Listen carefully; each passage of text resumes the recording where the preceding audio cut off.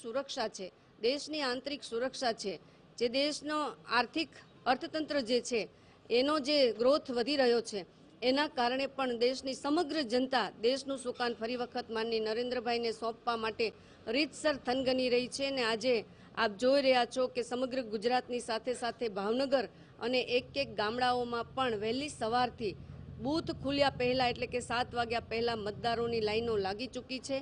મેં પણ મારું મતદાન મારા ગામમાં મથાવડા ગામમાં મેં કર્યું છે અને ખૂબ અત્યારે પૂરજોશથી મતદાન ચાલુ છે.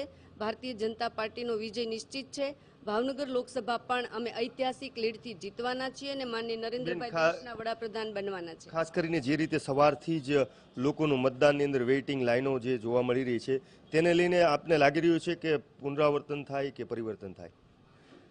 જે રીતે મતદારોની લાઈનો લાગી છે, જે રીતે મતદારોમાં ઉત્સાહ છે, સ્વયંભૂ લોક જુવાળ એટલો બધો છે ને એટલા માટે મેં જોયું છે કે સવારે 7 વાગ્યા પહેલાં બૂથ ખુલ્યા પહેલાં પણ લોકોની લાઈનો લાગી ચૂકી છે. ત્યારે લોકોએ માનની નરેન્દ્રભાઈ ઉપર, ભારતીય જનતા પાર્ટી ઉપર ભરોસો મૂક્યો છે. કારણ કે છેલ્લા 5 વર્ષથી જે માનની નરેન્દ્રભાઈનું શાસન દેશના લોકોએ જોયું છે, ગુજરાતના લોકોએ જોયું છે, ભાવનગરના લોકોએ પણ જોયું છે અને સાંસદ તરીકે મેં પણ મારી સમજ અને શક્તિ પ્રમાણે ભાવનગરના અનેક વર્ષોથી જે લટકતા પ્રશ્નો હતા એને ઉકેલની દિશા તરફ લઈ ગયા છીએ. ત્યારે લોકોમાં ભારતીય જનતા પાર્ટીને, મને અને માનનીય નરેન્દ્રભાઈને ખૂબ સમર્થન મળી રહ્યું છે અને લોકોમાં જે ઉત્સાહ છે એ જ બતાવે છે કે ભાવનગર લોકસભા અમે જંગી લીડથી જીતીશું.